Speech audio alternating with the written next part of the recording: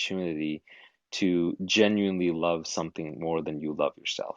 And I think that is really important for being happy, because the moment you love something more than you love yourself, you're no longer self-obsessed. You're no longer thinking about yourself all the time. And the source of misery is thinking about yourself all the time. It's being overly, involved with self. Like people who are depressed, they shoot themselves in the head, because that's the thing that won't shut up. A depressed person's mind is talking to them too much, not too little. It's a Zen monk whose mind is relatively blank. And so you have to find something bigger than you in life eventually. And if you don't, you'll blow yourself up. Maybe not physically and literally, but probably mentally.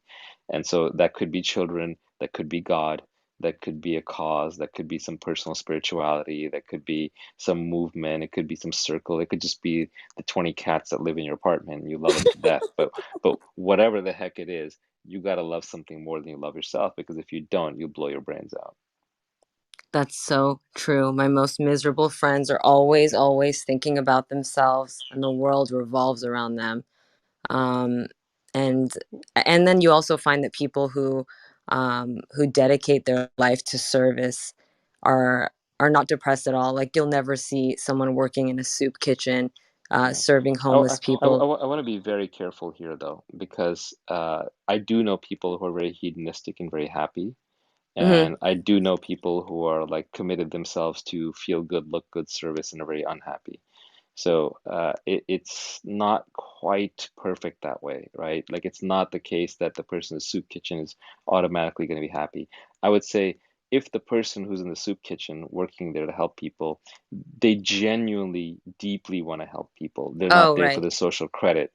They're not there to be seen. They're not there to be happy. They're not there that somebody will notice, oh my God, you're making a sacrifice in the soup kitchen. You're so good. Then I think they have a shot.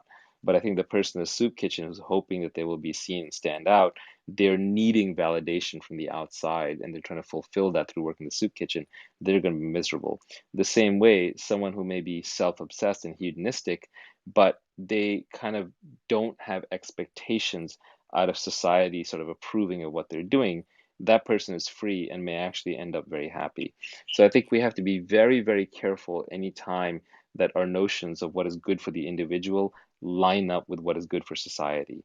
If you see like, oh, that person's behavior is good for society, usually it's actually bad for that individual. In fact, the whole point of social programming is to say to somebody, hey, I know you want to do X, but you got to do Y because X is selfish and Y is good for society.